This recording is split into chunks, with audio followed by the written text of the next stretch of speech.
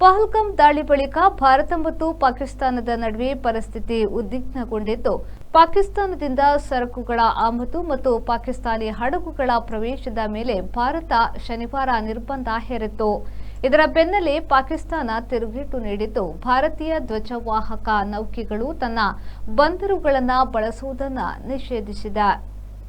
ಭಯೋತ್ಪಾದಕರು ಮತ್ತು ಅವರ ಬೆಂಬಲಿಗರ ವಿರುದ್ಧ ದೃಢ ಮತ್ತು ನಿರ್ಣಾಯಕ ಕ್ರಮ ಕೈಗೊಳ್ಳಲು ದೇಶವು ಬದ್ಧವಾಗಿದೆ ಎಂದು ಪ್ರಧಾನಿ ನರೇಂದ್ರ ಮೋದಿ ಹೇಳಿದ್ದು, ಪಾಕಿಸ್ತಾನದಿಂದ ಬರುವ ಅಥವಾ ಅದರ ಮೂಲಕ ಸಾಗುವ ಸರಕುಗಳ ಆಮದು ಮತ್ತು ಪಾಕಿಸ್ತಾನಿ ಹಡಗುಗಳ ಪ್ರವೇಶದ ಮೇಲೆ ನಿಷೇಧ ಹೇರಿದೆ. ಇದಾದ ಕೆಲವೇ ಗಂಟೆಗಳಲ್ಲಿ ಪಾಕಿಸ್ತಾನವು ಶನಿವಾರ ತಡರಾತ್ರಿ ಯಾವುದೇ ಭಾರತೀಯ ಧ್ವಜ ವಾಹನ ನೌಕೆಗಳು ಪಾಕಿಸ್ತಾನದ ಯಾವುದೇ ಬಂದರಿಗೆ ಆಗಮಿಸಲು ಅನುಮತಿಸುವುದಿಲ್ಲ ಎಂದು ಆದೇಶಿಸಿದೆ.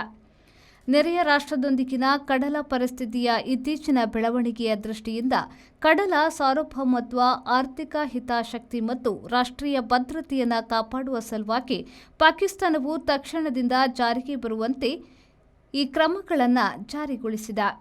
ಭಾರತೀಯ ಧ್ವಜವಾಹಕ ನೌಕೆಗಳು ಯಾವುದೇ ಪಾಕಿಸ್ತಾನಿ ಬಂದರಿಗೆ ಬರಲು ಅನುಮತಿಸಲಾಗುವುದಿಲ್ಲ.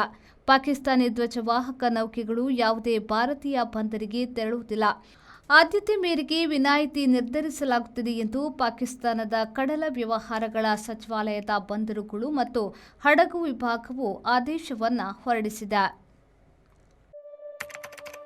Our vibrant workspace at Ajanta energizes the team, boosting efficiency and productivity.